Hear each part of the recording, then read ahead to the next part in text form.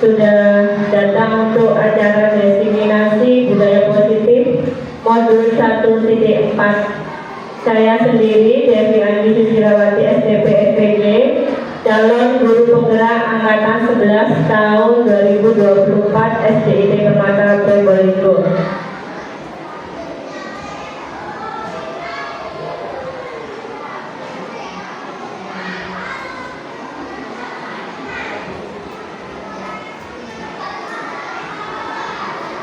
Kenapa kita perlu membudayakan budaya positif di sekolah kita?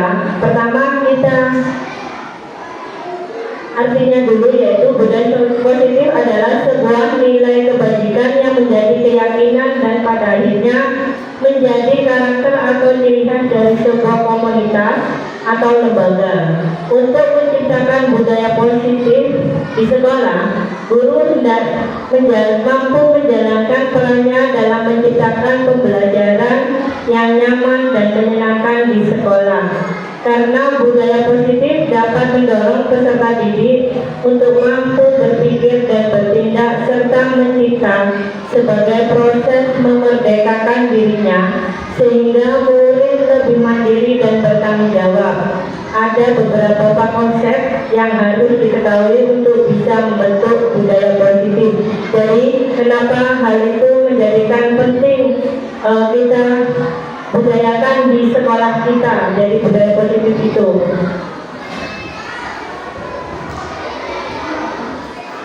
Disiplin positif, jadi disiplin positif adalah pendekatan mendidik peserta didik untuk melakukan kontrol diri dan mencapai kepercayaan diri sehingga mampu menciptakan peserta didik yang merdeka dalam pembelajaran. Dalam rangka menciptakan lingkungan positif, salah satu strategi yang perlu kita tinjau kembali adalah penerapan disiplin di sekolah kita. Jadi ustaz-ustazah, ini perlu kita terapkan di sekolah kita, disiplin positif itu, karena ini merupakan salah satu pendekatan yang untuk mendidik peserta didik. Jadi kita perlu terapkan di sekolah kita.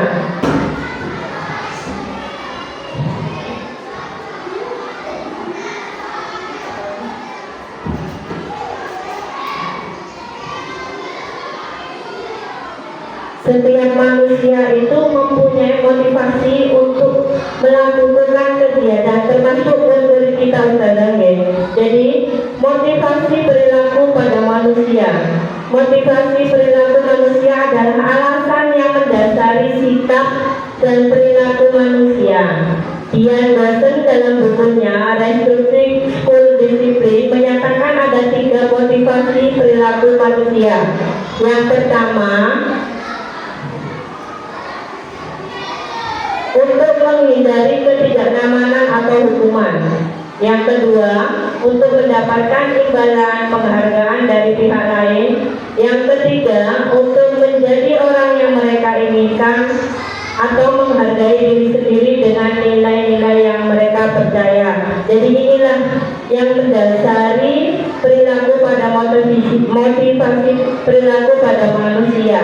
Jadi ada 3 motivasi ini ya ustazah. Jadi yang pertama untuk menghindari ketidaknyamanan, yang kedua untuk mendapatkan imbalan, dan yang ketiga untuk menjadi yang mereka inginkan.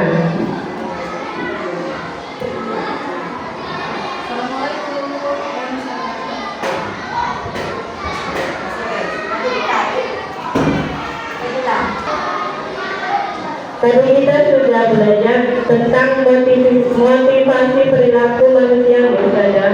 Di sini ada kebutuhan dasar manusia. Jadi hal-hal yang mendasari setiap manusia itu akan berusaha memenuhi kebutuhan dasarnya. Berdasarkan beberapa penelitian tentang teori kontrol, semua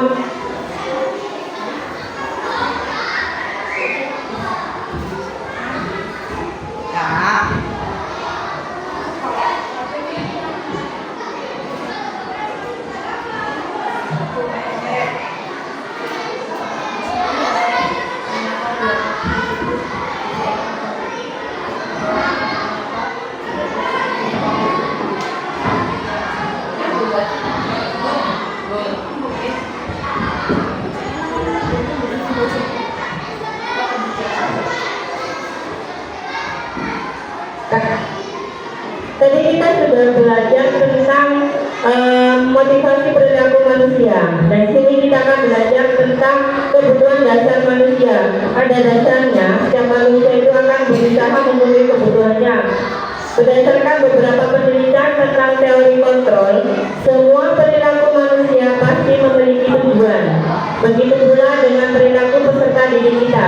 Bahkan, sebuah kesalahan yang dilakukan peserta didik memiliki alasan. Alasan tersebut biasa disebut dengan pemenuhan kebutuhan dasar manusia. Ada 5 kebutuhan dasar manusia, yaitu kebutuhan bertahan hidup, survival, yaitu kebutuhan berkaitan dengan fisik seperti makan, tidur, tempat tinggal, dan lain-lain. Yang kedua, kebutuhan cinta dan kasih sayang. Setiap peserta didik sama dengan kita. Kita butuh cinta dan kasih sayang atau rasa diterima oleh lingkungan. Yang ketiga, kebutuhan penguasaan atau pengakuan pada kemampuan. Yang keempat, kebutuhan kebebasan atau kebutuhan akan pilihan. Yang kelima, kebutuhan kesenangan. Jadi, setiap manusia termasuk kita dan peserta didik kita pada dasarnya mempunyai 5 kebutuhan dasar ini, yaitu kebutuhan bertahan hidup, kebutuhan cinta dan kasih sayang, kebutuhan penguasaan, kebutuhan kebebasan, dan kebutuhan akan kesenangan.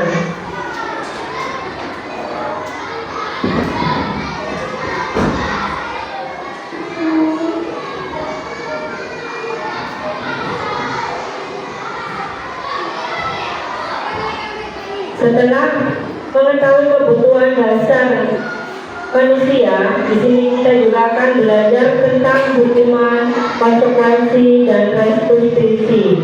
Dalam menjalankan peraturan, hukuman, peraturan ataupun keyakinan kelas sekolah, bila mana ada suatu pelanggaran, tentunya sesuatu harus terjadi. Untuk itu kita perlu meninjau ulang tindakan penegakan peraturan atau keyakinan kelas sekolah kita selama ini. Tindakan terhadap suatu pelanggaran pada umumnya berbentuk yang pertama adalah hukuman. Hukuman bersifat tidak terencana atau tiba-tiba. Anak atau peserta didik tidak dilibatkan. Hukuman bersikap satu arah dari pihak guru yang memberikan, dan peserta didik hanya menerima suatu hukuman tanpa melalui suatu kesepakatan atau pengarahan dari pihak guru, baik sebelum atau sesudahnya. Hukuman yang diberikan bisa berupa fisik maupun psikis. Peserta didik atau anak bisa didik oleh suatu perbuatan atau kata-kata. Ini definisi dari hukuman, ya saudara. Yang kedua, konsekuensi. Umumnya bentuk-bentuk konsekuensi dibuat oleh pihak guru atau sekolah, dan peserta didik sudah mengetahui sebelumnya konsekuensi yang akan diterima bila ada pelanggaran. Pada konsekuensi, peserta didik tetap dibuat tidak nyaman untuk jangka waktu yang pendek. Konsekuensi biasanya diberikan berdasarkan suatu data yang umumnya dapat diukur. Yang terakhir, restitusi. Restitusi adalah proses menciptakan kondisi murid untuk memperbaiki kesalahan mereka, sehingga mereka bisa kembali pada kelompok mereka dengan karakter yang lebih kuat. Itu menurut dosen tahun 2004. Restitusi juga merupakan proses kolaboratif mengajarkan murid untuk mencari solusi untuk masalah mereka, membantu murid berpihak tentang orang seperti apa yang mereka inginkan dan bagaimana mereka harus memperlakukan orang lain. Ini adalah restitusi. Jadi dengan harapan nanti kita akan bisa memperlakukan anak-anak dengan cara restitusi saja, bukan lagi dengan cara hukuman ataupun konsekuensi.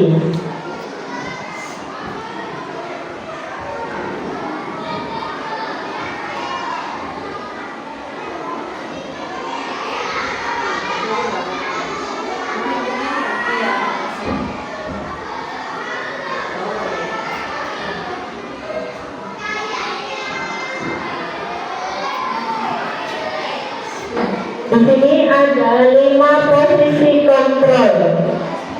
Melalui serangkaian riset dan berdasarkan pada teori kontrol Dr. William Glasser, Glasser berkesimpulan bahwa ada 5 posisi kontrol yang diterapkan seorang guru, orang tua ataupun atasan dalam melakukan kontrol. Kelima posisi kontrol tersebut antara lain sebagai berikut. Yang pertama, penghukum. Posisi kontrol yang paling pertama yaitu penghukum, menggunakan nada suara yang tinggi, bahasa tubuh melotot, mata melotot, dan jari menunjuk-nunjuk, menghardik. Peserta didik dapat dendam dan lebih agresif jika kita melakukan posisi kontrol sebagai penghukum. Yang kedua, pembuat rasa bersalah. Biasanya seorang guru yang mengambil posisi kontrol membuat rasa bersalah, bicaranya dengan nada yang tenang, cenderung lemah lembut, namun kata-katanya diutarakan cenderung membuat peserta didik menjadi orang yang gagal, memandang buruk dirinya sendiri, merasa tidak berharga, dan tidak sanggup membahagiakan orang lain. Yang ketiga, sebagai posisi teman, guru akan berbicara dengan nada ramah, akrab, cenderung bersenda gurau untuk menjaga agar suasana tetap santai. Biasanya peserta didik akan tenang, aman, dan akrab dengan dirinya. Peserta didik juga tidak bisa mandiri dan tidak bisa berpikir untuk dirinya sendiri.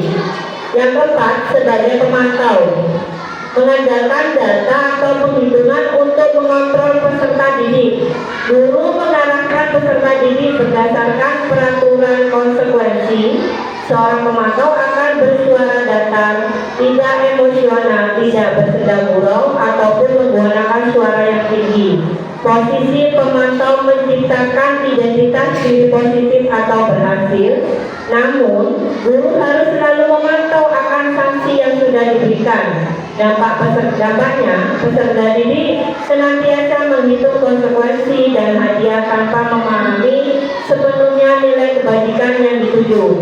Hal ini juga membuat peserta didik yang sepenuhnya belum mandiri ya. Yang kelima, posisi puncak yaitu manajer.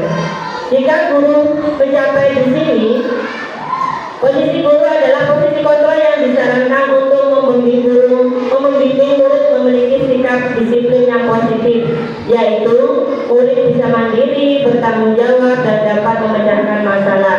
Tujuan dari posisi ini adalah murid bisa merefleksi atas tindakannya.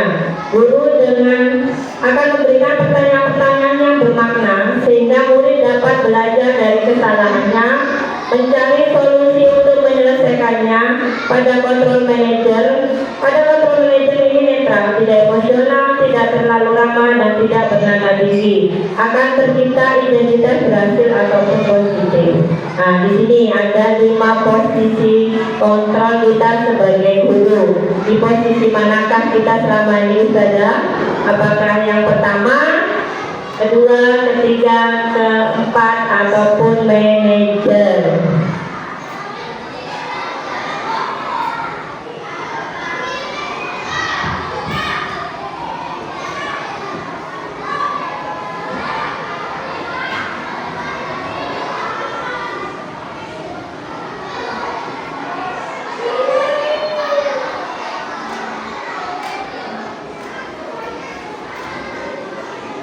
Pengertian restitusi. Restitusi adalah proses menciptakan kondisi bagi murid untuk memperbaiki kesalahan mereka, sehingga mereka bisa kembali pada kelompok mereka dengan karakter yang lebih kuat. Itu menurut dosen tahun 2024. Restitusi juga merupakan proses kolaboratif yang mengajarkan murid untuk mencari solusi untuk masalah mereka, membantu murid berpikir tentang orang seperti apa yang mereka inginkan, bagaimana mereka harus memperlakukan orang lain. Restitusi dilakukan bukan untuk menebus kesalahan. Restitusi adalah sebuah tawaran dan bukan paksaan. Restitusi fokus pada solusi sehingga mengembalikan peserta didik yang berbuat salah pada kelompoknya semula. Nah, ini sudah, ini namanya segitiga restitusi. Dalam segitiga restitusi ini ada 3 tahapan yang harus kita lakukan. Yang pertama adalah menstabilkan identitas, 2. validasi tindakan yang salah, 3. menanyakan keyakinan. Pada tahap pertama, menstabilkan identitas, biasanya ada beberapa kalimat yang bisa kita utarakan ketika anak tersebut melanggar atau perilakunya tidak sesuai dengan aturan atau keyakinan sekolah. Jadi kita stabilkan dulu identitasnya seperti ini. Bima, sudah benar nggak tadi? Atau setiap orang pasti pernah melakukan kesalahan, nah? Kamu bukan satu-satunya yang pernah melakukan ini. Jadi kita memberikan penguatan. Ini menstabilkan identitas. Selanjutnya kita mungkin ditambahi pertanyaan atau pernyataan. Kita di sini tidak untuk menghakimi atau tapi untuk mencari solusi bersama. Nah, posisi di sini anak-anak diajak mencari solusi atas perilaku yang telah dilakukan. Yang kedua, validasi tindakan yang salah. Nah, ini ada 2 pertanyaan yang bisa kita utarakan pada validasi tindakan yang salah. Yang pertama, kamu tentu punya alasan mengapa melakukan itu. Jadi kita tanyakan alasan dia melakukan itu apa. Terus yang ketiga, adakah cara yang lebih efektif mendapatkan apa yang kamu butuhkan? Nah, ini anak-anak sudah diajak berpikir. Dia harus tahu alasan dia melakukan suatu perilaku tersebut.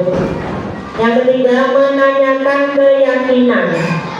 Di sini kita tanyakan, setelah kita ada diskusi anaknya, kita tanyakan keyakinan kelas apa yang telah kita sepakati.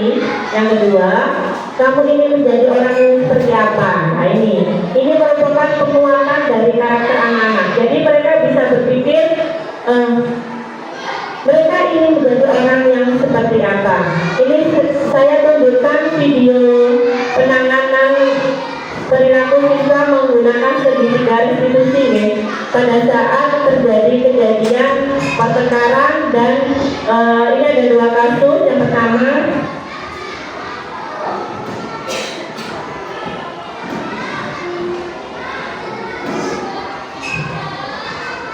ketika saya menghadapi satu kasus pertama, pelanggaran peraturan sekolah menendang teman saat bermain.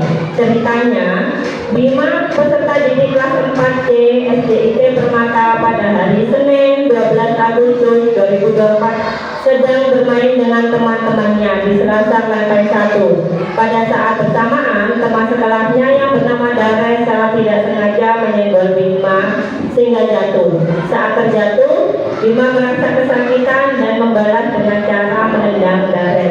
Kak, saya tunjukkan videonya nggak ada contoh dari penanganan dengan cara segitiga restitusi.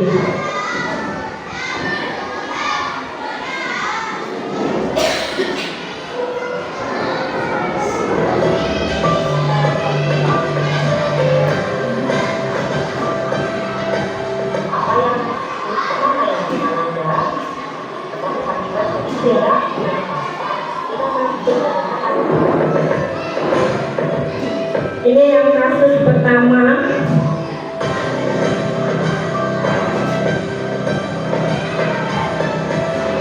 Ini saya cara contoh saya melakukan segitiga restitusi ya saja.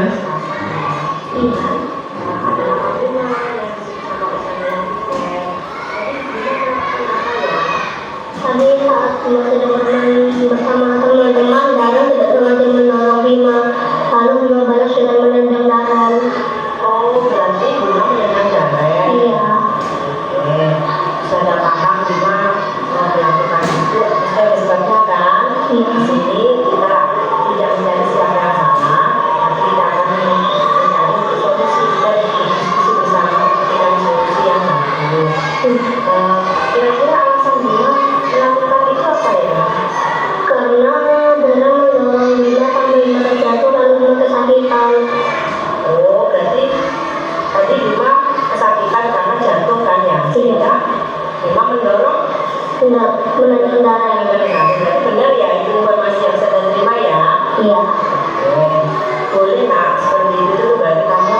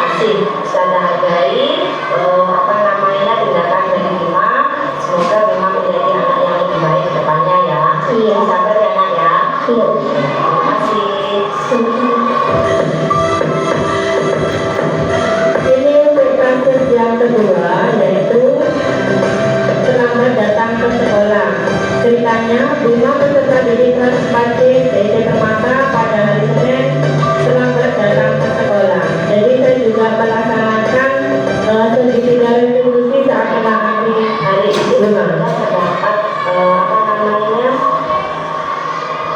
informasi dari Ustazah yang Ike bahwa Lima terlambat tadi. Apa benar Lima? Ya, terlambat. Lima tadi datang jam berapa? Datang jam 7. Iya. 7 lebih. Oke. Jadi Ustazah panggil hari ini Ustazah tidak akan mencari siapa yang salah, tapi kita diskusi solusi apa yang bisa kita lakukan untuk Lima ke depannya. Bisa dipahami Lima ya? Bisa. Tadi alasan Lima terlambat ke sekolah hari ini apa? Kemarin tidur terlalu malam dan tadi bangun terlalu siang. Oh, berarti tadi malam ini malaman tidurnya. Iya. Ngapain aja tadi kalau sampai malam tidurnya? Lupa kalau udah jam tidur, kelewatan. Oh, lewat. Oke. Menurut Lima tindakan Lima itu sudah sesuai dengan keyakinan sekolah enggak? Tidak. Tidak. Keyakinan sekolah mana yang dimalang enggak? Datang terlambat. Iya. Keyakinannya? Datang tepat waktu. Oke. Jadi dengan ada kejadian ini, apa yang harus Lima lakukan? Tidak mengulangi lagi, tidur tidak terlalu malam dan bangun lebih pagi. Oke. Bisa ya Lin ya? Bisa. Oke, Ustazah hargai kemauan Lima untuk menjadi anak yang lebih baik. Semoga Lima kedepannya menjadi anak yang lebih baik dan lebih tepat waktu lagi ketika Berangkat sekolah. Oke, terima kasih. Itu Ustazah dua kasus berbeda saat saya menangani Assalamualaikum warahmatullahi wabarakatuh. Perkenalkan, saya Abdillah Muhammad Syakir, kelas 4C dari Sekolah SPT Permata Kota Probolinggo di Jalan Nagari. Saya berterima kasih kepada Ustazah Devi karena setelah mengajak saya untuk berdiskusi tentang diri saya sendiri. Jadi saya dari hasil diskusi itu saya menjadi anak yang lebih baik, sopan dan lebih pintar dan tidak terlambat datang ke sekolah. Terima kasih Ustazah Devi. Wassalamualaikum warahmatullahi wabarakatuh.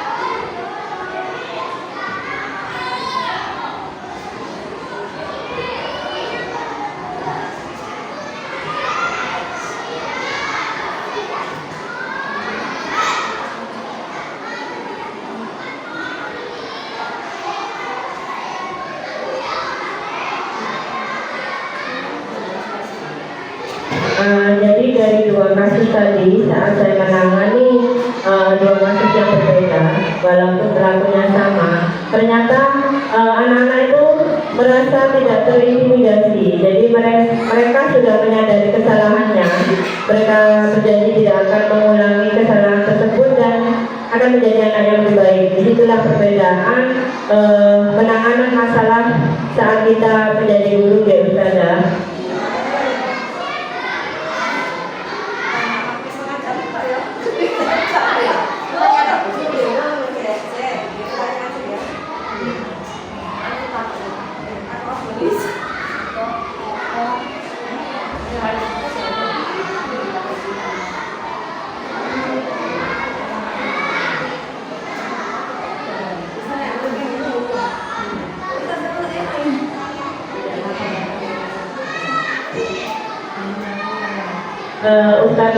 Ustazah, itu tadi adalah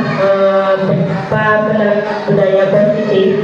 Jadi biasanya kita kan awal tahun itu kan membuat aturan kelas Ustazah, itu termasuk budaya positif juga. Jadi kita membuat keyakinan kelas, anak buat ini dan kita sepakati bersama-sama. Mungkin ada pertanyaan Ustazah.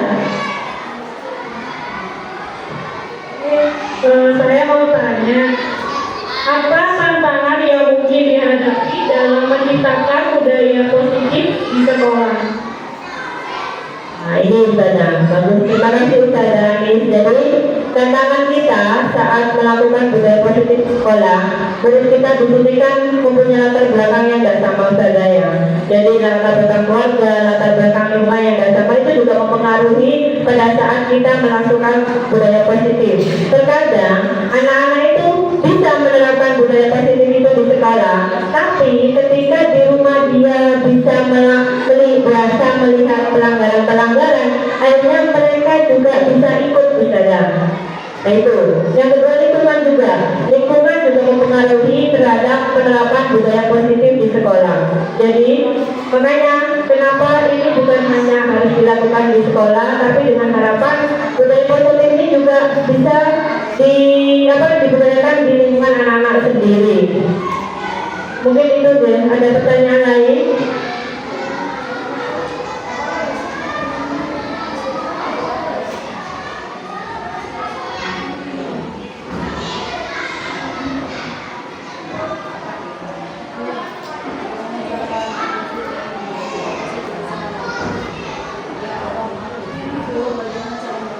Oke, ada pertanyaan lagi Ustazah?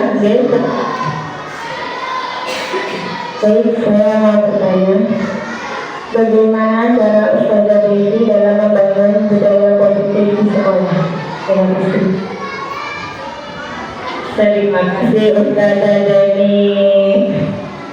Jadi peran saya di sini, peran kita semua Ustazah pada saat kita budaya positif ini, kita harus menjadi role model bagi anak-anak. Kita harus menjadi contoh.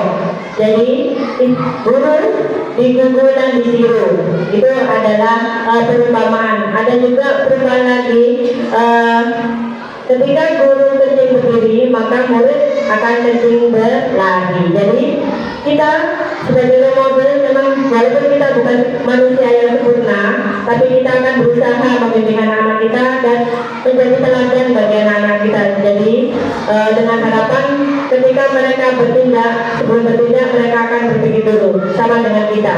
Sebelum kita bertindak, kita berpikir dulu apakah ini sudah baik, apakah ini sudah sesuai dengan keyakinan sekolah, apakah ini sudah sesuai dengan norma-norma yang berlaku. Mungkin itu saja. Ada pertanyaan lain?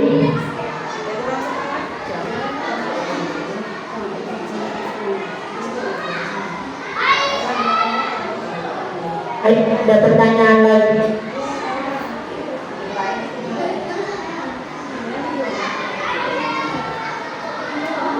Saya ingin bertanya, apa peran guru dalam mendukung budaya positif di sekolah?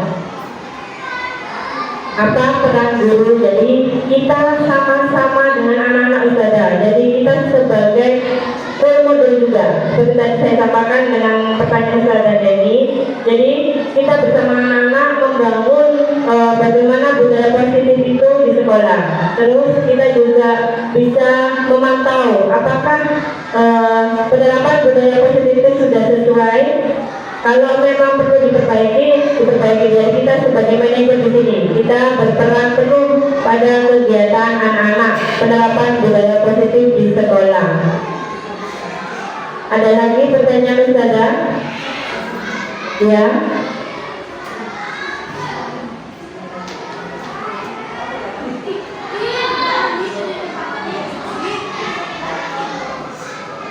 Terima kasih. Saya ingin bertanya Ustazah Devi, mengapa budaya positif di sekolah itu penting? Terima kasih. Terima kasih Ustazah Dani. Jadi kenapa budaya positif itu penting di sekolah? Karena itu akan berkontribusi pada kesejahteraan seluruh komunitas sekolah atau seluruh warga. Jika suatu penerapan budaya positif itu berhasil, maka apalagi sekolah kita sekolah Islam biasa, sehingga itu menjadi karakter. Sehingga murid-murid kita, guru-guru kita, semua warga yang ada di sekolah memiliki karakter profil belajar Pancasila, sehingga itu cocok dengan kurikulum merdeka yang saat ini kita kerjakan bersama-sama. Selain itu juga bisa menunjukkan prestasi anak-anak melalui beberapa kegiatan. Di sini kita kan banyak kegiatan sekolah saja. Kalau mereka sudah mempunyai budaya positif yang bagus dengan keyakinan kelas yang bagus, maka kegiatan kegiatan-kegiatan yang ada di sekolah akan berjalan dengan lancar, sehingga itu bisa meningkatkan prestasi sekolah, baik itu di tingkat kecamatan, kota maupun nasional.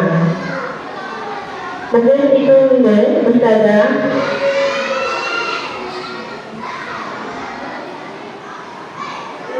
Kesimpulannya, penanganan kasus-kasus yang dilakukan seorang guru dengan menggunakan tahapan segitiga restitusi, diharapkan guru dapat memposisikan dirinya sebagai manajer. Jadi di sini kita mengambil posisi kontrol yang terakhir ya Ustazah, dari kelima posisi kontrol yang ada. Guru dapat mengajukan pertanyaan-pertanyaan yang bermakna sehingga membuat peserta didik menjadi lebih mandiri, percaya diri, dan bertanggung jawab. Itu adalah kesimpulan dari penerapan budaya positif. Jadi anak-anak akan menjadi karakter yang lebih mandiri, percaya diri, dan bertanggung jawab. Mungkin itu presentasi hari ini. Semoga kita semua dapat menerapkan budaya positif di sekolah kita ini ya Ustazah, sehingga anak-anak dapat menjadi karakter sesuai dengan profil pelajar Pancasila. Terima kasih dari saya atas waktunya. Wassalamualaikum warahmatullahi wabarakatuh.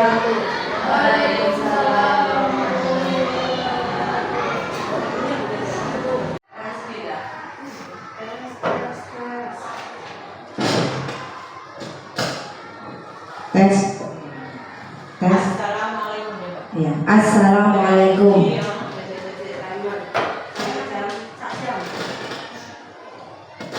Assalamualaikum warahmatullahi wabarakatuh. Pertama-tama mari kita panjatkan puji syukur dari Allah Subhanahu wa taala karena pada pagi hari ini kita masih diberi kesehatan sehingga Ustazah bisa menghadiri praktek baik designasi budaya positif modul 1.4 yang saat ini bisa diselenggarakan. Jadi setelah saya mengikuti program calon guru penggerak angkatan 11, saya sampai pada modul 1.4 yaitu budaya positif. Di sini kita akan sharing ya Ustazah ya. Jadi tidak bermaksud untuk mengajari, tapi bagaimana kita bisa sharing tentang budaya positif yang ada di SDIT Permata. Sebelum designasi dimulai, monggo silakan ditulis menurut Ustazah pengertian budaya positif itu apa. Saya sediakan kertas resekan ya. Monggo ditulis, diberi nama ya.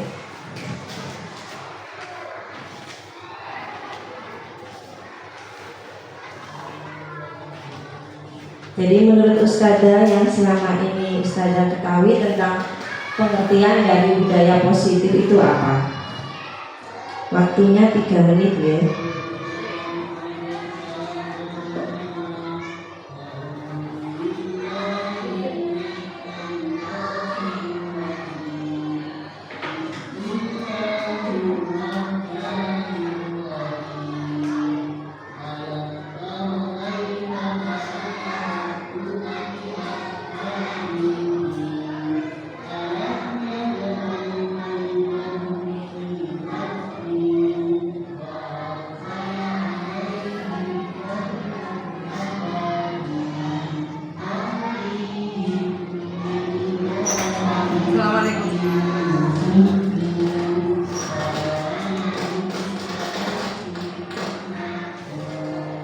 Monggo Ustazah Nurul, menurut Ustazah Nurul pengertian dari budaya positif itu apa?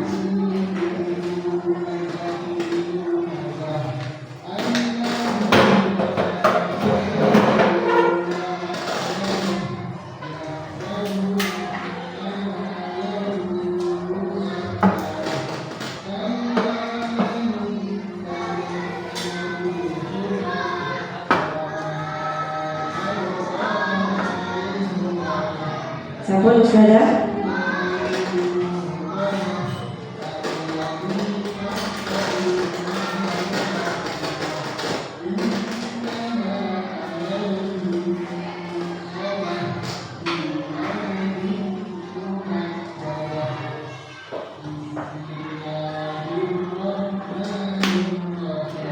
Mohon saya minta tolong untuk dibacakan ya, biar kita sama-sama tahu pengertian budaya positif itu apa. Monggo Ustazah Tri. Budaya positif adalah kebiasaan-kebiasaan yang menimbulkan dampak baik bagi diri sendiri dan lingkungan sekitar. Gitu Bu. Terima kasih Ustazah Tri. Jadi menurut Ustazah Tri, budaya positif itu adalah kebiasaan-kebiasaan yang menimbulkan dampak baik. Monggo Ustazah Wiwit. Menurut saya, budaya positif itu suatu kebiasaan yang baik yang dilakukan kepada siswa dan semua warga sekolah dalam kegiatan sehari-hari. Menurut Ustazah Wiwit, budaya positif itu merupakan pembiasaan yang baik yang bisa dilakukan di sekolah. Bagus Ustazah, monggo. Menurut saya, budaya positif adalah kebiasaan atau pembiasaan positif yang terlaksana dalam kehidupan kita. Sesuatu yang baik telah terbiasa akan menjadi kebiasaan dan budaya. Oke, terima kasih Ustazah Ana. Menurut Ustazah Aida,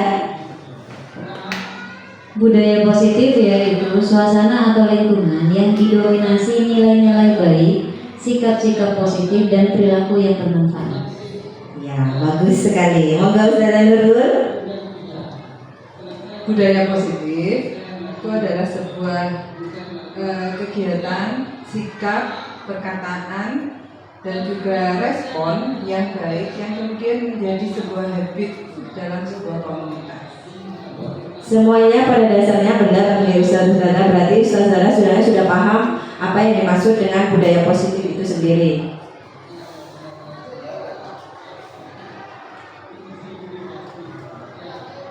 Menurut pengertian, budaya positif itu adalah sebuah nilai kebajikan yang menjadi keyakinan dan pada akhirnya menjadi karakter atau ciri khas dari sebuah komunitas atau lembaga. Untuk menciptakan budaya yang positif di sekolah, guru hendaklah mampu menjalankan perannya dalam menciptakan pembelajaran yang nyaman dan menyenangkan di sekolah. Karena budaya positif dapat mendorong peserta didik untuk mampu berpikir dan bertindak serta mencipta sebagai proses memerdekakan dirinya sehingga murid lebih mandiri dan bertanggung jawab. Ada beberapa konsep yang harus diketahui untuk bisa membentuk budaya positif tersebut. Jadi budaya positif itu harus berdasarkan dari keyakinan anak-anak. Ustazah, biasanya di awal tahun kan kita sering membuat aturan kelas ya. Nah, itu juga termasuk salah satu budaya positif di lingkungan kita, di lingkungan kelas. Ini adalah contoh pada saat saya membuat keyakinan kelas. Bisa diperhatikan deh, Ustazah.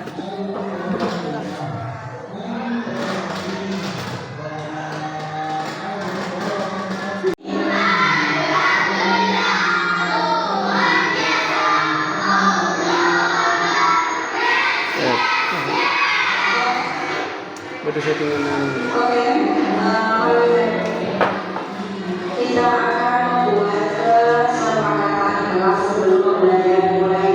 Bisa disepakati aturan dalam kelas 4D.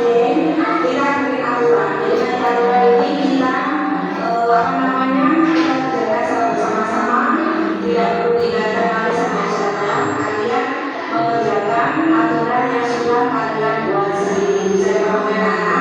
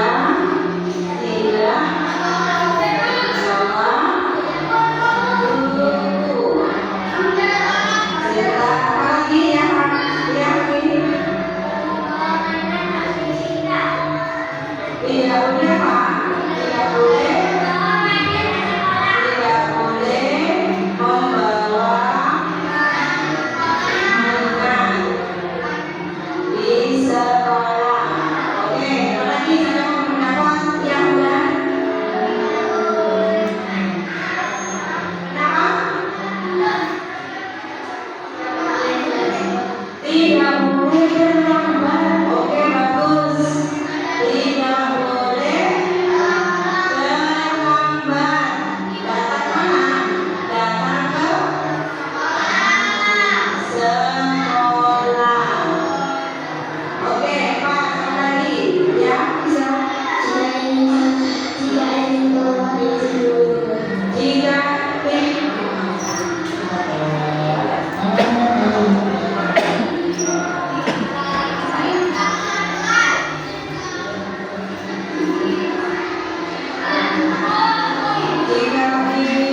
keluar kelas, izin dulu. Siapa lagi? Aturan kelas aja. Ya.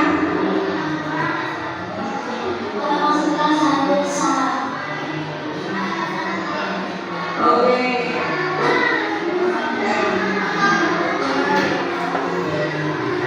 Ucapkan salam saat masuk kelas. Dan apa? Dan bertemu ustaz-ustazah dan kita bertemu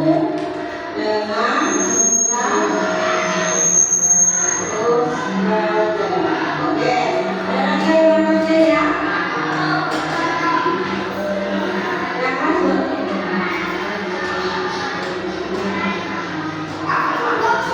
Loh, apa lagi? Ya, tidak boleh menunggu. Ada lagi.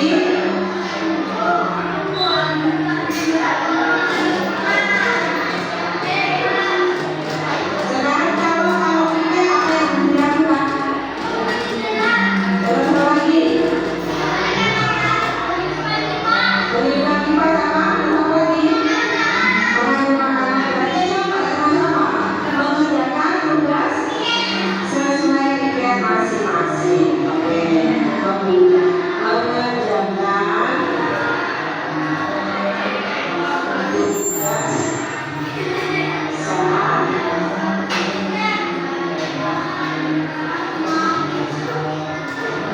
Oke, ini beberapa aturan di kelas 4D. Jadi dari aturan ini kita buat menjadi keyakinan kelas. Jadi anak-anak sudah bisa mengerjakan tanpa harus dikatakan atau kata ya. Kita pertama, nomor 1 ini jika tidak bawa buku maka keyakinan kelas apa? Membawa buku sesuai jadwal. Oke. Nomor 2, membawa mainan. Berarti apa? Main menggunakan mainan di sekolah. Ya, terus tidak terlambat datang ke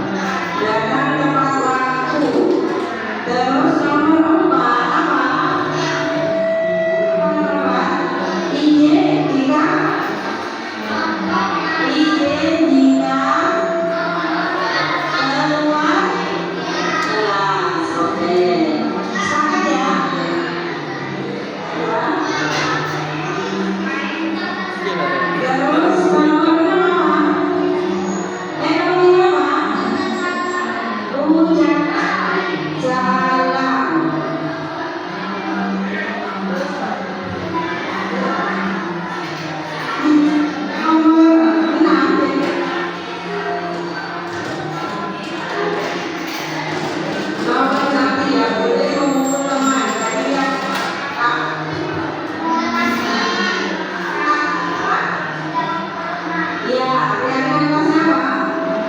Menghormati dan menyayangi teman.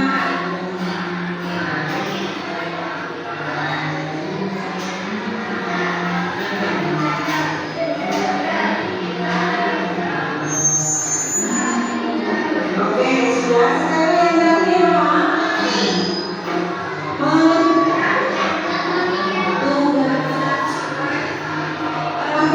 Mengerjakan tugas sesuai piketnya. Di kertas 4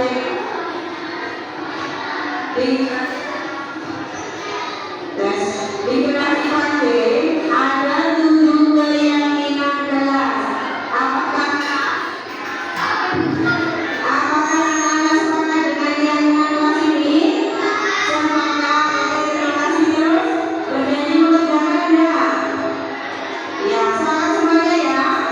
Oke, jadi mulai besok ini sudah berlaku. Jadi semuanya silakan dikerjakan tanpa diingatkan kembali. Saya pamit anak.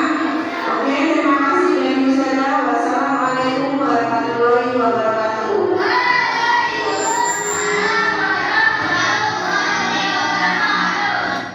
Jadi Ustazah, di situ sebelum membuat keyakinan kelas kita mengajak anak-anak ngobrol untuk membuat aturan kelas sehingga mereka secara sadar bisa melaksanakan keyakinan kelas. Dari aturan-aturan tadi itu kita buat keyakinan kelas dengan bahasa yang positif.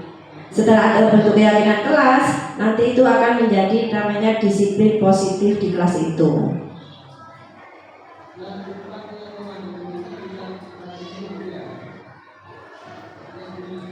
Adapun pengertian disiplin positif adalah pendekatan mendidik peserta didik untuk melakukan kontrol diri dan mencapai kepercayaan diri sehingga mampu menciptakan peserta didik yang merdeka dalam pembelajaran. Dalam rangka menciptakan lingkungan positif, salah satu strategi yang perlu kita tinjau kembali adalah penerapan disiplin di sekolah kita. Jadi itu pengertian disiplin positif. Jadi anak-anak dilibatkan Ustazah, jadi mereka tidak merasa terpaksa dengan aturan yang ada, sehingga muncul disiplin positif apa? Dia lebih bertanggung jawab, mandiri, dan lebih berkarakter sesuai dengan profil pelajar Pancasila. Nah, ini hal-hal yang mempengaruhi perilaku pada manusia itu pada dasarnya sama Ustazah. Jadi ada motivasi perilaku manusia. Jadi kita sama antara peserta didik sama guru. Motivasi perilaku manusia adalah alasan yang mendasari sikap dan perilaku manusia.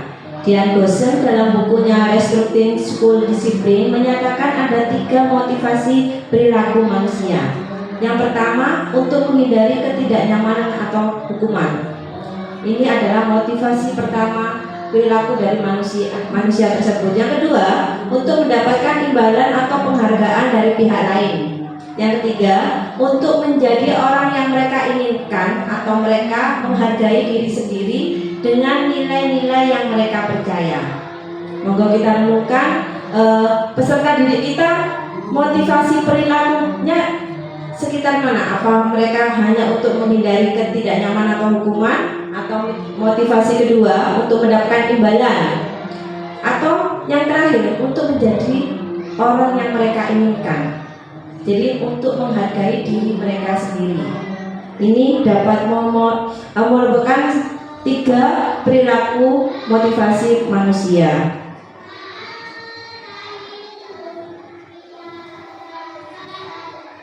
Ketika manusia itu berperilaku, sebenarnya mereka sedang memenuhi kebutuhan dasarnya, Ustazah ya. Jadi kita sama-sama manusia tahu ada kebutuhan dasar yang harus dipenuhi. Berdasarkan beberapa penelitian tentang teori kontrol, semua perilaku manusia pasti memiliki tujuan. Begitu pula dengan peserta didik. Bahkan sebuah kesalahan yang dilakukan peserta didik pasti memiliki alasan. Alasan tersebut biasa disebut dengan pemenuhan kebutuhan dasar manusia. Ada 5 kebutuhan dasar manusia, yaitu 1. kebutuhan untuk bertahan hidup atau survival, yaitu kebutuhan berkaitan dengan fisik seperti makan, tidur, tempat tinggal. Sama, kita dengan peserta didik sama. Jadi kita juga perlu adanya kebutuhan untuk bertahan hidup. Yang kedua, kebutuhan cinta dan kasih sayang. Jadi peserta didik itu membutuhkan rasa diterima di lingkungan sekitarnya. Ini juga merupakan salah satu kebutuhan dasar manusia. Yang ketiga, kebutuhan penguasaan, yaitu kebutuhan pengakuan akan kemampuan mereka. Berarti mereka perlu diakui kemampuannya. Jadi kita tidak hanya melihat kekurangan mereka, tapi kelebihan mereka juga. Yang keempat, kebutuhan kebebasan. Mereka butuh untuk bebas memilih sesuai dengan pilihannya, dan tapi tetap dengan sesuai dengan keyakinan yang telah disepakati bersama. Yang kelima, kebutuhan akan kesenangan. Jadi peserta didik kita juga butuh untuk kesenangan Ustazah. Jadi kita harus bisa mengkonsep pembelajaran yang menyenangkan bagi anak-anak, pembelajaran yang berpihak pada murid. Di sini kita juga akan belajar tentang hukuman, konsekuensi, dan restitusi. Ini biasanya setiap hari kita jadi makanan kita di Ustazah, hukuman, konsekuensi, dan restitusi. Dalam menjalankan peraturan ataupun keyakinan kelas atau sekolah, bila mana ada suatu pelanggaran, tentunya sesuatu harus terjadi. Untuk itu kita perlu meninjau ulang tindakan penegakan peraturan atau keyakinan sekolah atau kelas kita selama ini. Tindakan terhadap pelanggaran pada umumnya berbentuk. Yang pertama adalah hukuman. Ini sering kita temui di Ustazah. Hukuman bersifat tidak terencana atau tiba-tiba. Anak atau peserta didik tidak tahu apa yang akan terjadi dan tidak dilibatkan. Hukuman bersifat satu arah dari pihak guru yang memberikan, dan peserta didik hanya menerima suatu hukuman tanpa melalui suatu kesepakatan atau pengarahan dari pihak guru baik sebelum atau sesudahnya. Hukuman yang diberikan bisa berupa fisik maupun psikis. Peserta didik atau anak disakiti oleh suatu perbuatan atau kata-kata. Dalam konsekuensi hukuman ini, anak-anak tidak dilibatkan. Jadi kita yang membuat aturan itu dan mereka harus menerima. Nah, ini bisa menimbulkan dendam Ustazah. Nah, perlu kita ini ya, yang ini. Yang kedua, konsekuensi. Umumnya bentuk-bentuk konsekuensi dibuat oleh pihak guru atau sekolah. Ini biasanya lebih umum ya. Dan peserta didik sudah mengetahui sebelumnya konsekuensi yang akan diterima bila ada pelanggaran. Pada konsekuensi, peserta didik tetap dibuat tidak nyaman untuk jangka waktu pendek. Konsekuensi biasanya diberikan berdasarkan suatu data yang umumnya dapat diukur. Nah, ini sudah mulai deh. Jadi anak-anak sudah paham. Oh, ketika mereka melakukan kesalahan ini, konsekuensi apa yang harus mereka terima. Tapi tetap mereka dibuat tidak nyaman. Yang ketiga, restitusi.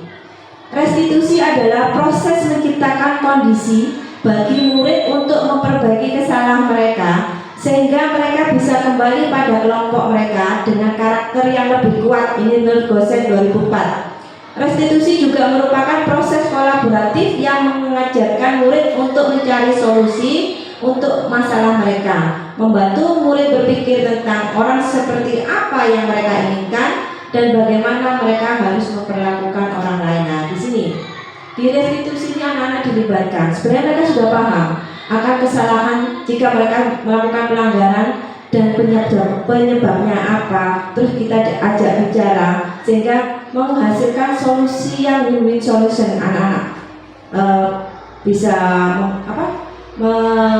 tahu bahwa mereka telah melakukan kesalahan dan mereka juga diajak solusinya apa. Nah, sebenarnya itu.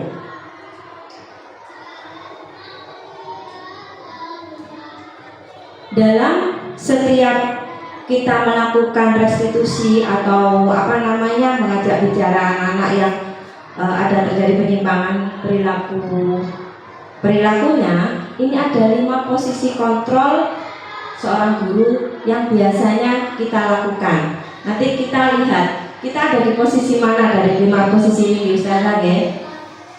Melalui serangkaian riset, Dan berdasarkan pada teori kontrol Dr. William Glasser, Goshen berkesimpulan ada 5 posisi kontrol yang diterapkan seorang guru, orang tua ataupun atasan dalam melakukan kontrol. Kelima posisi kontrol tersebut antara lain sebagai berikut. Yang pertama adalah penghukum. Biasanya penghukum akan menggunakan nada suara yang tinggi, bahasa tubuh dengan mata melotot, jari menunjuk-nunjuk, menghardik. Peserta didik dapat dendam dan lebih agresif. Nah ini jika kita mengambil posisi kontrol sebagai penghukum. Yang kedua, pembuat rasa bersalah. Biasanya jika guru mengambil posisi kontrol sebagai pembuat rasa bersalah, dia akan bicara dengan nada tenang, cenderung lemah lembut, namun kata-kata yang diutarakan cenderung membuat peserta didik menjadi orang yang gagal. Nah ini saudara, kita nggak mau anak-anak didik kita menjadi orang yang gagal. Terus memandang buruk dirinya, mereka tidak merasa tidak berharga dan tidak sanggup membahagiakan orang lain. Nah ini jika kita mengambil posisi kontrol sebagai pembuat rasa bersalah. Yang ketiga, sebagai teman. Seorang guru yang memilih posisi kontrol sebagai teman, dia akan berbicara dengan nada ramah, akrab, cenderung bersenda gurau untuk menjaga agar suasana tetap santai. Peserta didik akan merasa tenang dan aman dan akrab dengan gurunya. Biasanya peserta didik juga tidak bisa mandiri dan tidak bisa berpikir untuk dirinya sendiri. Jadi dia santai saja. Lah ustazah aku ini aja baik ini ya. Ini kalau kita mengambil posisi kontrol sebagai teman. Yang keempat, sebagai pemantau, mengandalkan data atau penghitungan untuk mengontrol peserta didik. Guru mengarahkan peserta didik berdasarkan peraturan dan konsekuensi. Seorang pemantau akan bersuara datar, tidak emosional, tidak bersenda gurau ataupun menggunakan suara tinggi. Posisi pemantau akan menciptakan identitas diri positif atau berhasil. Namun, guru harus selalu memantau akan sanksi yang sudah diberikan. Ini tetap harus dipantau murid-murid. Dampaknya, peserta didik akan senantiasa menghitung konsekuensi dan hadiah tanpa memahami sepenuhnya nilai kebajikan yang dituju. Jadi mereka akan berharap sesuai tadi motivasi perilakunya. Ada, kalau aku mengerjakan ini konsekuensinya apa ya? Kalau aku mengerjakan ini hadiahnya apa ya? Jadi mereka seakan-akan tidak ikhlas mengikuti aturan tadi itu. Hal ini juga membuat peserta didik yang tidak sepenuhnya mandiri. Jadi MADA masih tergantung dengan konsekuensi, tergantung dengan pantauan gurunya dan hadiah yang akan diterima jika dia melaksanakan keyakinan yang telah disepakati bersama. Yang terakhir, posisi manajer. Posisi manajer adalah posisi kontrol yang disarankan untuk membimbing murid memiliki sikap disiplin positif, yaitu murid yang berdiri, bertanggung jawab dan dapat memecahkan masalah. Di sini anak-anak sudah dilibatkan untuk memecahkan masalah yang sudah ditimbulkan dia. Tujuan dari posisi ini adalah agar murid bisa merefleksi atas tindakannya. Guru dengan tulus akan memberikan pertanyaan-pertanyaan yang bermakna sehingga murid dapat belajar dari kesalahannya dan mencari solusi untuk menyelesaikannya. Suara pada kontrol manajer ini netral, tidak emosional, tidak terlalu ramah dan tidak bernada tinggi. Akan tercipta identitas berhasil atau positif. Jadi di sini kita bertindak secara tegas tapi tidak galak kayak ustazah ya. Biar nggak bosan, biar nggak ngantuk, kita ice breaking dulu, kita gerak-gerak dulu ya ustazah. Monggo diikuti. Semuanya berdiri ustazah, ikuti gerakannya.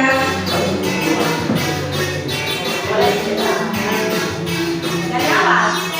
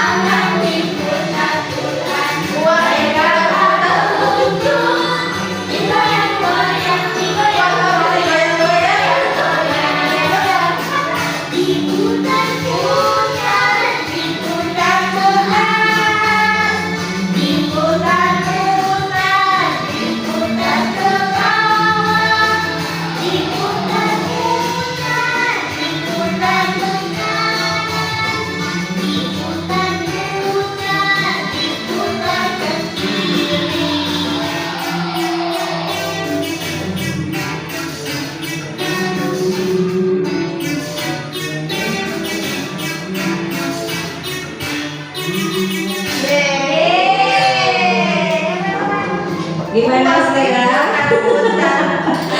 Ya itu juga biar kita nggak ngantuk saja. Jadi bisa dipakai juga ketika kita pembelajaran di sela-sela kita memberi pembelajaran diberi es drinking ya, biar anak-anak nggak ngantuk. Ya, nah, kita belajar lagi saja tentang restitusi. Mungkin ada yang belum ada yang ditanyakan saja tentang budaya positif? Enggak, sudah paham ya? Pengertian restitusi.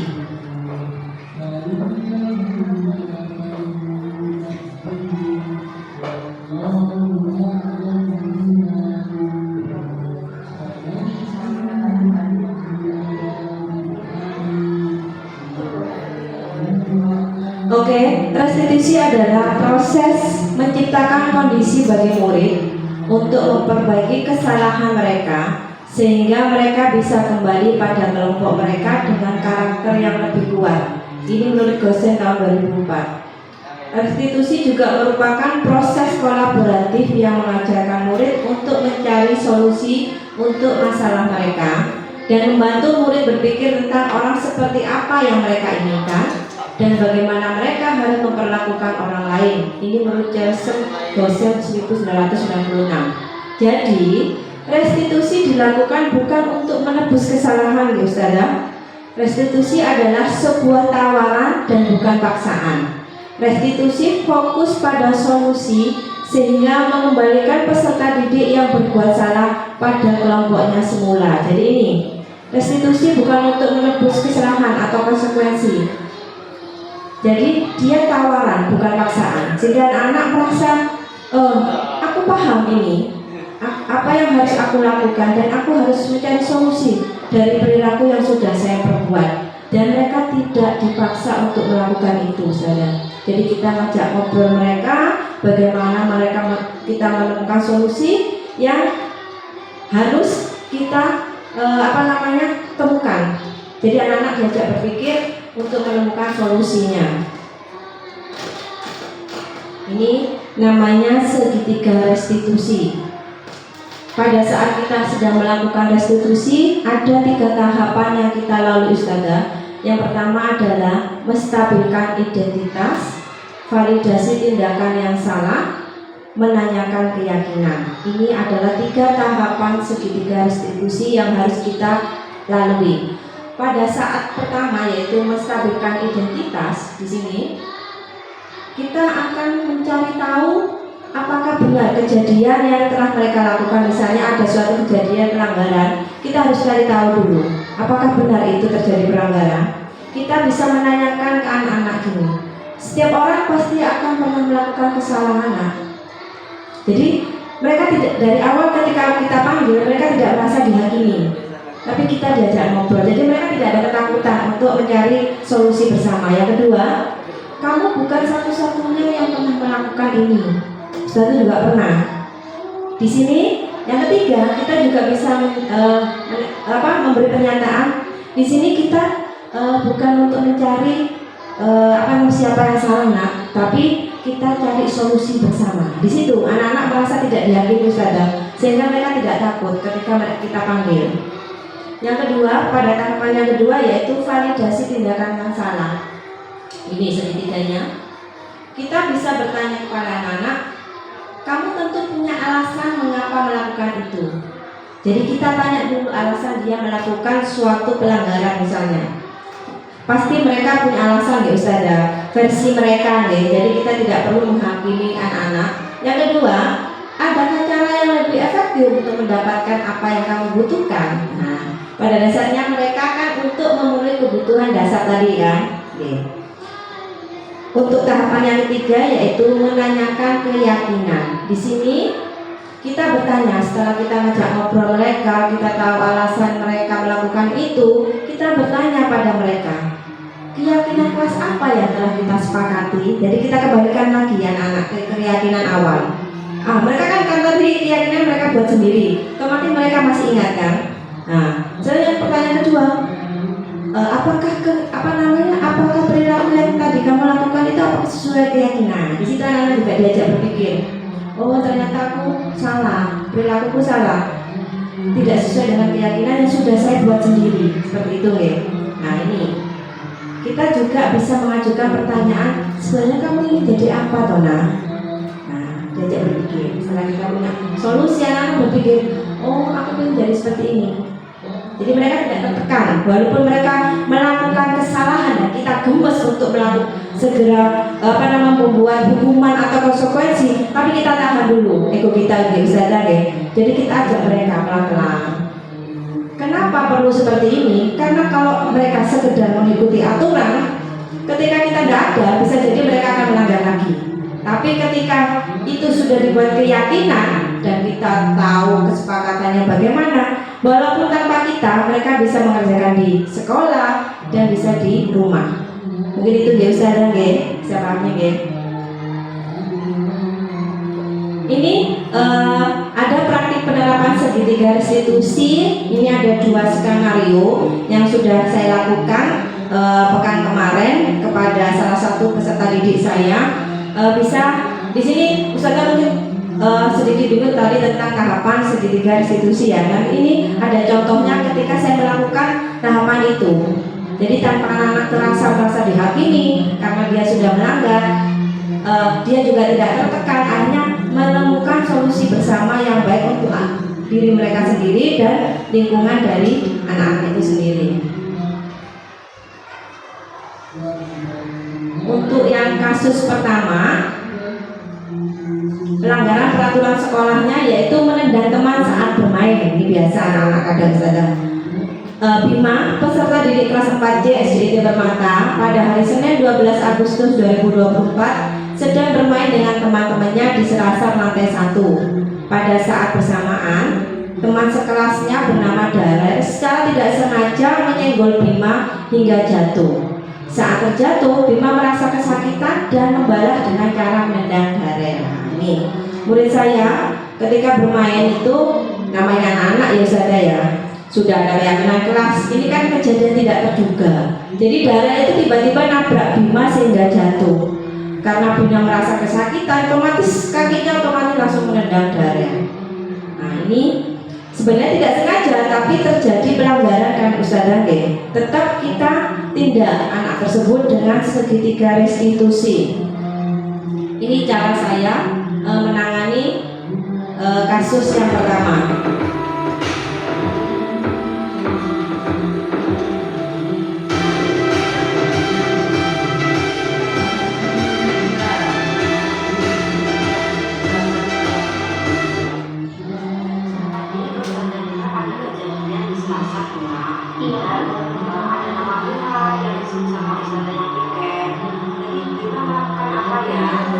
Tadi saat Bima sedang bermain bersama teman-teman, Dara tidak sengaja mendorong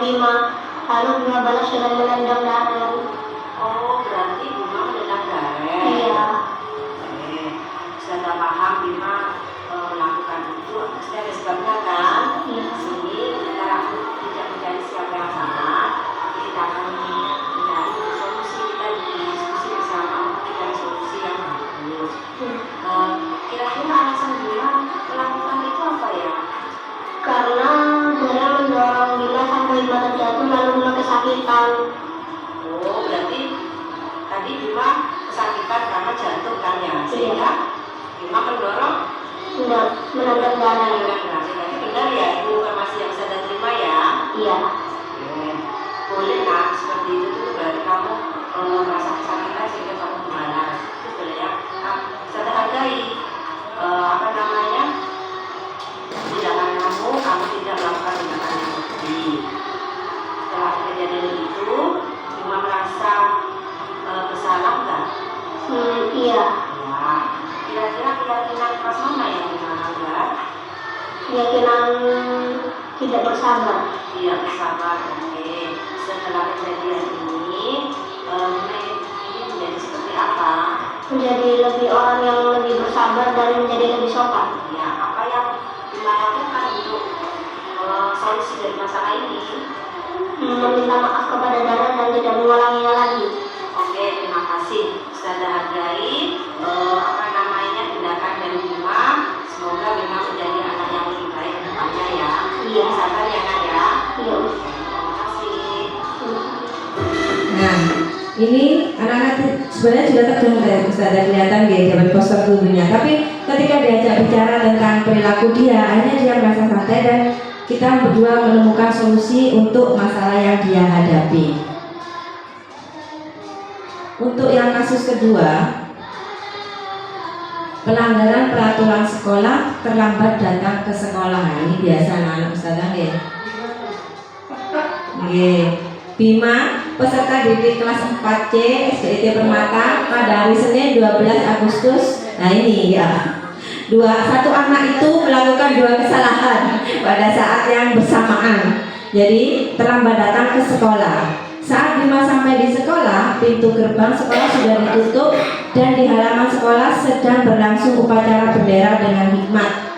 Bima berdiri di depan pintu gerbang sekolah ditemani salah satu guru piket. Guru piket yang menangani Bima menyampaikan pelanggaran ini kepada wali kelas 4C yaitu Ustaz Levi setelah selesai upacara. Jadi dia terlambat juga ternyata Ustazah pada hari yang bersamaan.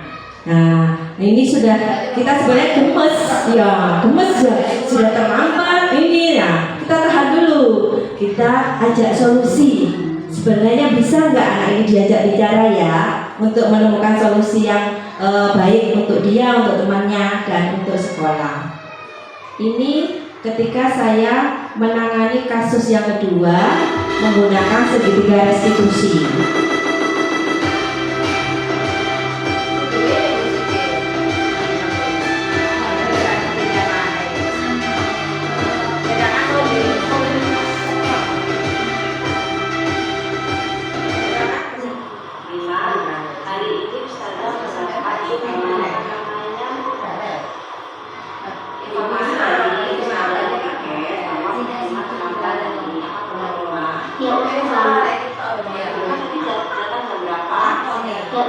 Datang jam 7 lebih. Jadi setelah kami ini kita tidak akan mencari siapa yang salah, tapi kita solusi apa yang bisa kita lakukan untuk melakukannya. Bisa dipahami Bima ya? Bisa. Tadi alasan Bima terlambat ke sekolah hari ini apa? Kemarin tidur terlalu malam dan tadi bangun terlalu siang. Oh, berarti tadi malam ini kemalaman tidurnya? Iya. Apa yang harus kalau bisa kemalaman? Kalau udah jam tidur kelewatan. Menurut Bima tindakan Bima itu sudah sesuai dengan keyakinan sekolah nggak? Tidak. Tidak. Keyakinan sekolah mana yang Bima langgar? Datang terlambat. Iya, keyakinannya Datang tepat waktu. oke. Jadi dengan ada keyakinan apa yang harus kita lakukan?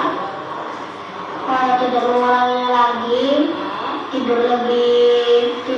Tidur tidak terlalu malam dan bangun lebih pagi. Oke. Bisa ya Lea? Bisa. Ada hargai kemauan Bima menjadi anak yang lebih baik. Semoga Bima kedepannya menjadi anak yang lebih baik dan lebih tepat waktu lagi ketika Berangkat sekolah. Terima kasih. Jadi pada kasus kedua ini dia terlambat sekolah, Ustazah ya. Setelah saya ajak ngobrol, ternyata alasannya dia itu terlambat sekolah itu malamnya tidurnya kemalaman, kemarinnya itu. Nah, jadi dia ada alasan. Terus saya ajak ngobrol, sebenarnya dia sudah takut, terlambat ini hari Senin gitu ya. Jadi saya ajak ngobrol, saya nanti dihukum itu pikirannya dia tadi. Saya cuci piring gitu deh. Saya ajak ngobrol, jadi seperti itu. Ternyata di akhirnya, oh iya Ustazah, akhirnya dia punya solusi kan. Solusinya saya nggak akan ini Ustazah, coba tidak tidur terlalu malam sehingga bisa datang. Nah ini mereka diajak berpikir untuk solusinya tanpa kita memberikan solusi Ustazah. Mungkin kita bisa mancing-mancing aja. Kalau ini kebetulan anaknya peka, tapi kalau ada kan beberapa anak yang nggak peka, kita pancing dengan pertanyaan-pertanyaan romantik. Ya, untuk murid-murid yang khusus itu kadang kan anak-anak nggak peka ya, tapi ya kita pancing. Kita sebagai guru, posisi manajer harus bisa memancing bagaimana anak-anak itu berpikir untuk mencari solusi dari permasalahan mereka. Bisa disepakati Ustazah ya? Mungkin ada pertanyaan Ustazah? Boleh monggo. Oke, benar. Oke, terima kasih Saudara Devi atas kesempatannya. Kebetulan kemarin beberapa kali sudah saya melaksanakan yang seperti itu Saudara Devi lakukan. Saya lakukan pendekatan gitu ya. Iya Ustazah, saya sadar sudah melakukan itu. Nah, pertanyaan saya, setelah beberapa hari, padahal anak itu sudah mengakui kesalahannya dan mencari solusi bersama, mencari solusi sendiri. Nah, itu diulangi lagi dengan kesalahan yang sama. Gitu. Apa yang dilakukan? Itu bukan hanya sekali, berkali-kali dan kali. Begitu. Iya, sudah mungkin malah terlalu sering merasa bersalah. Bagaimana ceritanya itu? Oke, jadi gitu. Tadi di 5 posisi kontrol kita sebagai guru. Nah, kita di bagian mana Ustazah? Apakah kita sebagai penghukum, sebagai teman, sebagai pemantau, sebagai pemberi kesalahan, rasa salah, atau sebagai manajer? Nah ini seharusnya idealnya guru itu sebagai manajer Ustazah, ngambil posisi kontrol sebagai manajer. Jadi kita tanpa membuat paksaan, tanpa harus memaksa mereka, harus bisa seperti itu. Jadi ngajak misalnya dia satu si A melakukan, kita lakukan lagi segitiga institusi ini sampai mereka bosan. Akhirnya apa? Akhirnya secara alam bahasa dananya itu mereka akan, oh iya ya, saya sebenarnya gini. Memang kadang butuh anak yang perlu berkali-kali dilakukan tahapan segitiga restitusi. Ada yang 1 kali sudah sadar, insaf. Ada yang perlu 2 kali, 3 kali. Jadi tetap alurnya dengan sabar, Ustazah, betul. Dan didoakan, jangan lupa itu. Dari setiap sholat kita doakan anak itu diberi hidayah sama Allah. Tapi tetap kita melakukan segitiga restitusi ini saja. Jadi mungkin di pertama dia masih ya yakin, nggak yakin, nanti dilakukan lagi. Kedua kita doakan juga. Insya Allah dengan sering diajak ngobrol itu bisa Ustazah, anak itu berubah tanpa dengan bimbingan kita. Bismillah, jangan lupa didoakan deh. Ya itu, iya, yang sabar. Iya, yang sabar Ustazah, namanya anak-anak gitu. Iya, betul. Dan temannya, yang untuk temannya terakhir ngapain temannya? Nah itu makanya kita buat keyakinan kelas. Bagaimana mereka tidak boleh membuli, jadi saling menyayangi teman-temannya. Begitu nggak Ustazah? Ada pertanyaan lagi? Apa? Iya, harus dilaksanakan Ustazah. Jadi betul. Itulah posisi manajer, posisi ideal kita sebagai guru. Jadi kita berusaha, kita menjadi role model bagi anak-anak. Jadi ketika gurunya sabar, malam-malam nggak sabar ya. Tapi kok guru tidak sabar deh, anak-anaknya ini. Oh iya, saya harus seperti Ustazah Aida, sabar ternyata. Walaupun saya itu seperti ini gitu. Jadi mungkin nanti Ananda itu terinspirasi dengan kesabaran panjenengan. Nah, itu. Tepuk tangan itu Ustazah.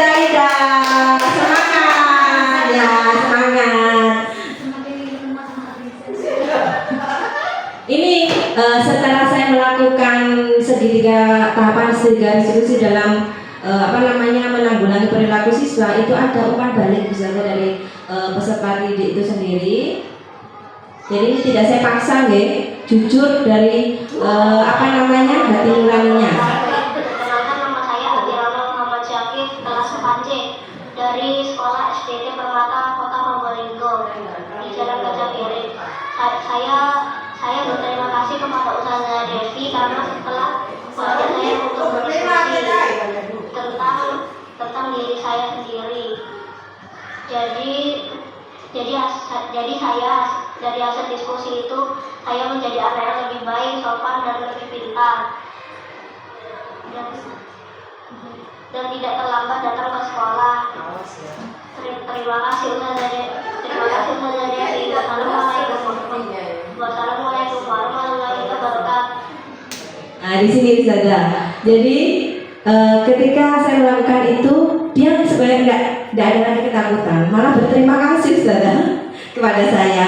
Jadi dia sadar bahwa setelah ini saya tidak akan melakukan itu, saya akan bisa menjadi anak yang lebih baik. Nah ini perlu kita hidupkan ya Ustazah. Jadi anak-anak itu jadi termotivasi untuk berbuat kebaikan. Itu ya.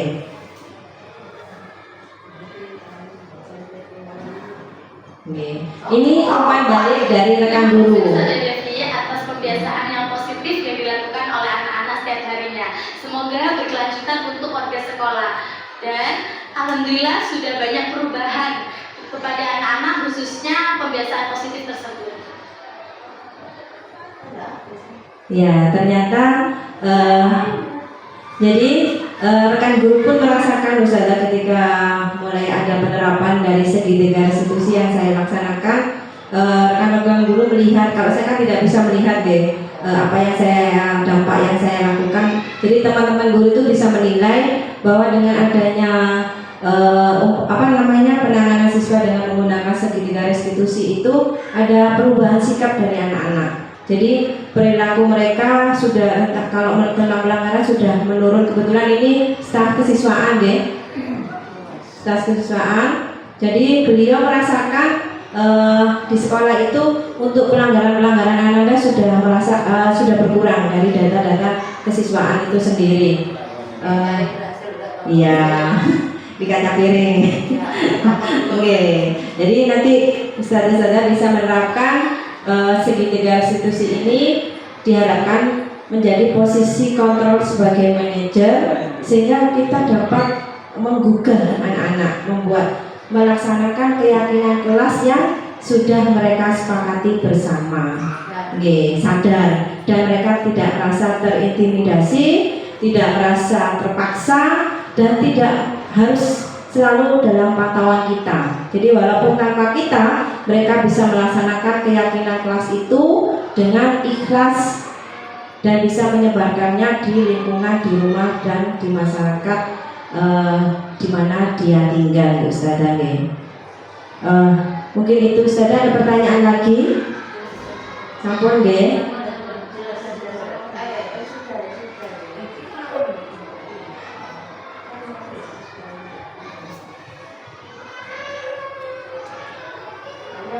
Dari monggo Ustazah Tri bisa dibacakan kesimpulan pembelajaran kita. Kesimpulan, penanganan kasus-kasus yang dilakukan seorang guru dengan menggunakan tahapan segitiga restitusi, diharapkan guru dapat memposisikan dirinya sebagai manajer. Guru mengajukan pertanyaan-pertanyaan yang bermakna sehingga membuat peserta didik menjadi lebih mandiri, percaya diri, dan bertanggung jawab. Terima kasih untuk kesimpulannya pada kegiatan hari ini. Untuk refleksi Ustazah, saya minta Ustazah Ana bagaimana perasaan Ustazah ketika mengikuti diseminasi budaya positif ini? Kira-kira apa yang bisa Ustazah Ana terapkan di masa yang akan datang setelah mengikuti kegiatan ini? Baik, terima kasih. Refleksi dari kegiatan Ustazah Devi ini, begitu banyak hal yang menambah pemahaman saya terhadap penanganan kasus anak-anak di sekolah. terutama kita harus menjadi posisi kontrol sebagai manajer. Itu yang senantiasa harus kita tingkatkan berkaitan dengan masalah-masalah yang terjadi di kelas kita yang tadi disampaikan oleh Ustazah Aida tadi, bagaimana seorang anak bisa melakukan kesalahan berkali-kali tapi kita tetap konsisten dengan melakukan segitiga restitusi. Insya Allah sesulit apapun itu, insya Allah peserta didik akan menjadi siswa yang lebih baik lagi. Beri tepuk tangan untuk Ustazah Ana. Ya. Mungkin refleksi dari Ustazah Wiwin. Oke, terima kasih apa yang sudah disampaikan oleh Ustazah Devi. Menjadikan pengetahuan yang baru bagi kami. Ada tahapan restitusi tadi, segitiga restitusi itu sangat bermanfaat bagi kami memberikan pemahaman ke peserta didik kami di kelas. Jadi semuanya itu nanti kembali ke kami sebagai pendidik dan peserta didik menjadi yang lebih baik.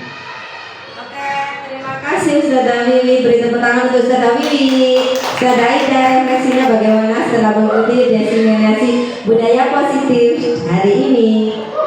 Oke, terima kasih. Seperti yang sudah disampaikan tadi, pastinya tetap akan menerapkan segitiga restitusi tadi. Intinya saya harus lebih sabar lagi ternyata ya. Iya. Jadi minta berapa segitiga berarti kembalinya saya lebih sabar lagi. Gitu. Terima kasih. Sekarang Ustazah Tri ya untuk refleksinya, monggo. Ya, alhamdulillah dari sini kita bisa mendapatkan pengetahuan tambahan ya, bagaimana menangani perilaku anak-anak yang tidak sesuai dengan keyakinan-keyakinan yang sudah kita buat. Dan semoga ini bisa menjadi budaya positif di sekolah juga, dan juga bisa menjadikan sekolah yang sesuai harapan masyarakat seperti itu. Terima kasih.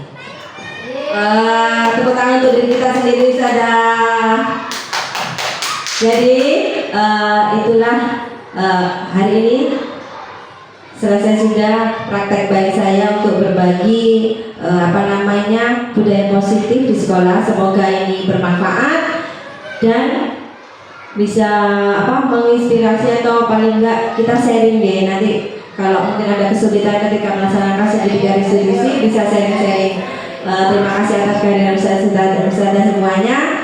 Sekian dari saya. Wassalamualaikum warahmatullahi wabarakatuh. Waalaikumsalam warahmatullahi wabarakatuh. Tetap semangat ya Ustazah. Semangat. Tetap semangat.